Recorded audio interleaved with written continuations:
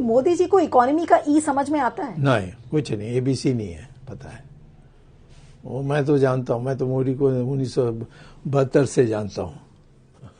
लेकिन इतना झूठ क्यों बोला जा रहा है? दुनिया तो देख रही है ना कि भारत की अर्थव्यवस्था कहां पर है। ये हमारे इतिहास में कौन सी नई बात है? हिटलर भी झूठ बोलता था, स्टालिन भी झूठ बोलता था, माओ त्से तुंग भी झूठ बोलता था। सारे जो तानाशाही मंशा के लोग होते हैं वो डरते हैं सच बताने के लिए। क्या छुपा रही है मोदी सरकार अर्थव्यवस्था पर? ऐसा क्या छुपा रही है जो कि लोगों के बीच में जिसकी असलियत ना आ पाए? क्या भारत की अर्थव्यवस्था बहुत अच्छा कर रही है? क्या ये मोदी जी का सबसे बड़ा झूठ है? झूठ है, धोखा है, ये लोगों को बुद्धू बनाने की बात है और कुछ नहीं। और उसका सबूत क्या है? मैं ये जो कह रहा हूं, मुझसे डिबेट करें, मैं बीजेपी का ही हूं, तो मेरे साथ करें।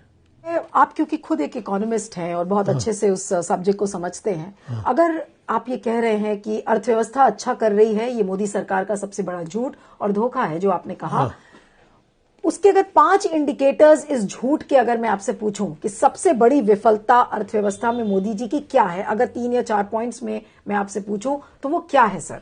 एक तो है रेट ऑफ जो प्रति वर्ष विकास की जो बात करते हैं, 7% अभी कह रहे हैं जीडीपी ग्रोथ। जीडीपी वही उसी जीडीपी के आधार पर वो 4% है, ये झूठ है।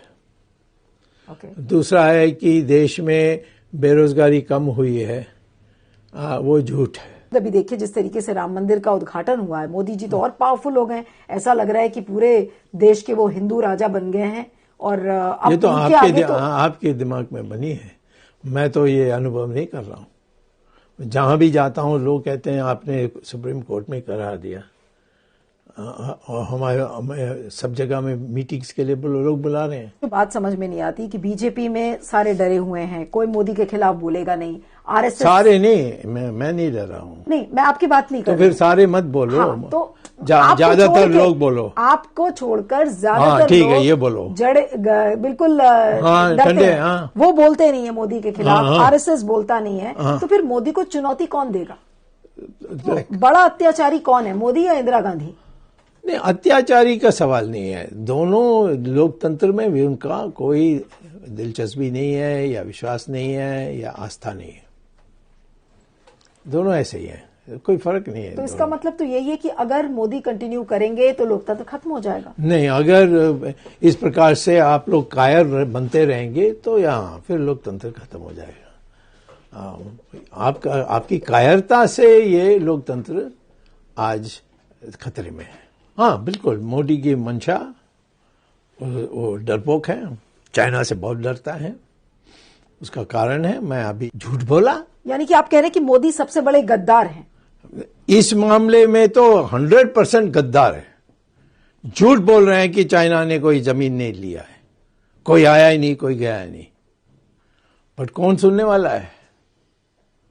आप चाहते हैं 2024 में मोदी प्रधानमंत्री बने? ना, उसको नहीं बनने के लिए मैंने तो पब्लिकली में बोल दिया है। क्यों? नहीं, नालायक है आज की परिस्थिति के लिए, वो नालायक है। सोनिया गांधी नेता के कारण नहीं। लेकिन आप मानते हैं कि मोदी काल का अंत अब आ गया है? आज मैं तो भविष्यवाणी कर नहीं सकता, परंतु मैं इसको आने नहीं दूंगा, इसके लिए मैं प्रयास करूंगा।